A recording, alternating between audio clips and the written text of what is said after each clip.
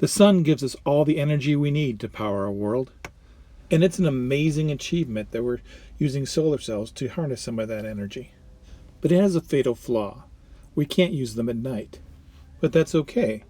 We don't have to harvest it directly. We can use recycled sunlight. Sunlight is absorbed by the plants and buildings and everything around you.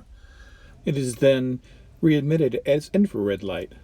A greenhouse uses this effect to keep the plants warm.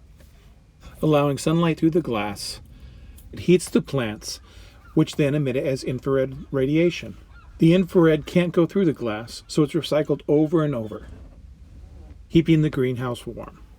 Like a mechanical heat pump that concentrates the heat from the outdoors into our homes to heat our homes, we can heat our home with recycled sunlight, which is concentrated by the photonic heat pump.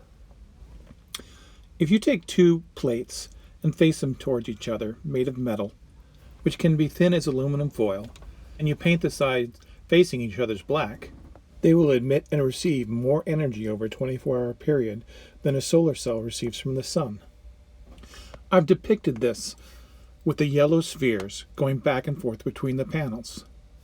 These are packets of infrared light, also known as photons.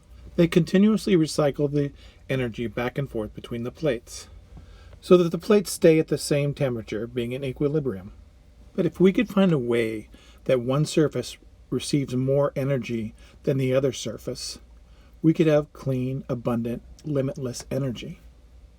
Oh yeah, and it's also free. So now we're going to put two polarizing filters, wire grid polarizing filters, between the plates. Note how 50% of the photons get through the first filter, and 50% is reflected back to the original plate. After passing through the first filter, that light is now polarized. And if both filters are set to the same angle, the entire 50% will make it through the next filter and be absorbed by the opposing plate.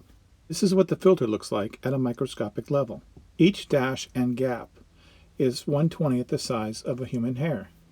At this size, light acts like a wave and allows it to pass through the gap and not be absorbed or reflected by the dash. Now we're going to paint the interior side of each dash. By doing so, the filter is now going to emit infrared light, colored blue for clarity. Notice that the photons from the filters only have to go through one filter themselves. That filter allows 50% to pass through and absorbs 50%, then re-emits the energy it got back to the first filter, which absorbs 50% and allows 50% through. This cycle repeats until all the energy from the filters get to the plate. This transfer of energy causes the plates to heat above ambient temperature and causes the filters to cool below ambient temperature. Next, if you connect the filters to a heat sink, it will draw in energy from the ambient temperature, heating the plates even further. So the most important thing to understand is that the filters can give energy to the plates, but the plates cannot give energy to the filters. So plates receive energy and heat, and filters lose energy and cool. Place this system inside your home, and it'll heat your home just like a mechanical heat pump, except that it doesn't run on purchased electricity or fossil fuels, but on free recycled sunlight, available 24 hours a day. The following is a virtual experiment on Grok AI. You'll find a link to this chat in the description below, so that you can go to it yourself. But first I'm going to walk you through it. The first part sets up parameters for the experiment. The most important part is to allow the second law of thermodynamics and Kirchhoff's law to be broken, but not to make changes that would force the violation. The amount of infrared light that something emits is based on temperature, so we have to make sure that the experiment continually updates that power. Here we're setting up the structure of the plates and the filters for 1 unit of the system. Please notice the simplicity of this system. It can be described in 1 paragraph and manufactured using aluminum and paint. This part shows the starting conditions of the experiment. I've started the inside of the home at 40 degrees to show that the system can cause a rise in temperature. But once the system is installed, you can maintain that temperature indefinitely, since it costs nothing to run and it's literally zero emissions, so it doesn't contribute to global warming.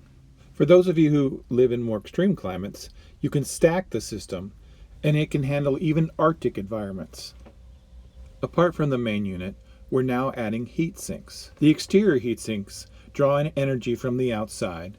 It is then concentrated in the main unit, then sent to the heat sinks inside the home where it radiates energy out to heat the home.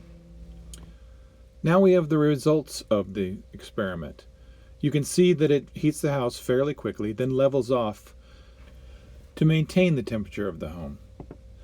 Finally, we have the size of the system, which is shown as a small microwave. Although this is an ideal system, so I would at least double that size. Also, I added this question about how much it costs to operate, which includes a nice little synopsis of how it works.